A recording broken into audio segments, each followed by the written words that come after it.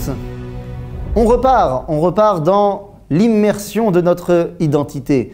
Nous sommes dans notre série qui parle des grands personnages qui ont forgé l'identité juive. Nous avons commencé avec Abraham, Yitzhak, quoi de plus naturel, Yaakov.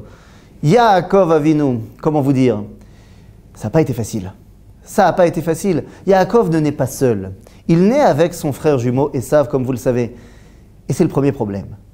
Si vous étiez Yitzhak, et que vous devez maintenant réfléchir, qui de mes deux enfants peut être celui qui va guider la famille, le peuple en devenir? J'ai d'un côté, celui qui est, vous savez, le meilleur élève de la classe. Il a certainement des lunettes. Je suis persuadé qu'Yaakov avait des lunettes.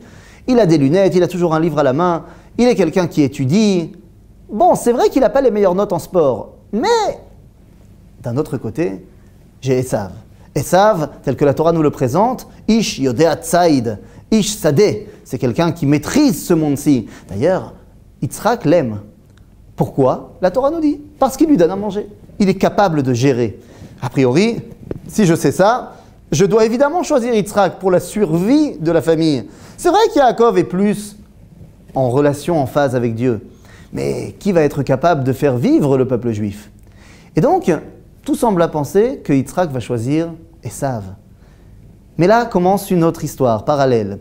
Oui, parce que Yaakov a une maman qui a reçu une prophétie dans laquelle Dieu lui dit « Non, ça passera par lui, par Yaakov. Mais il va falloir juste que Yaakov change, que Yaakov mute. » Et oui, car vous le savez, Yaakov a un deuxième nom. Yaakov, à un moment donné, va se faire appeler Israël. Mais qu'est-ce que c'est Israël? Israël, c'est lorsque Yaakov arrive à s'octroyer les qualités, et non pas les défauts, de Esav. En 5 étapes. En 5 étapes, Yaakov deviendra Israël. Tout d'abord, il prendra la Bechora, le droit d'aînesse à Esav. Tout à fait légitimement, il lui vendra. Ensuite, il va lui prendre sa bracha, la fameuse histoire où il va s'habiller pour ressembler à Esav, et il prendra sa bracha. La troisième phase, c'est lorsque, bien finalement, il prendra la femme qui était destinée à Esav, Léa. 4e étape, lorsqu'il vaincra l'ange de Esav. Et enfin, 5e étape, lorsqu'il sera appelé officiellement Israël, revenant en Israël.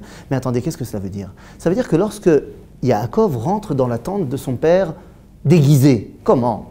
Parce que Yitzhak n'arrive pas à voir, alors il ne peut pas reconnaître ses enfants?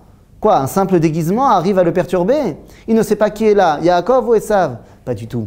Yitzhak a très bien compris qui rentrait dans la pièce. Il a compris qu'il ne sait pas qui rentre dans la pièce. Il dit « Akol kol Yaakov vayadaim yadei Esav ». Il semblerait qu'il y a un individu, un tierce, on ne le connaît pas. Ce n'est ni Yaakov ni Esav.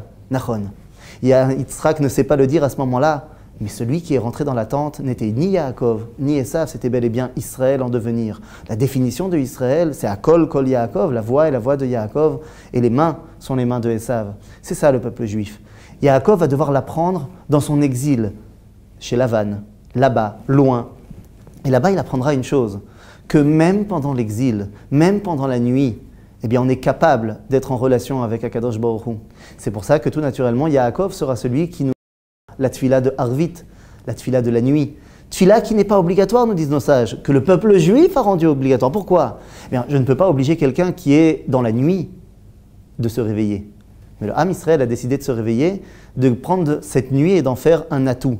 Yaakov, non comme Abraham, la Torah nous dit tout celui qui réappelle Avram, transgresse un commandement de la Torah. Alors que Yaakov tantôt sera appelé Yaakov, tantôt Israël, car c'est la dimension du peuple juif.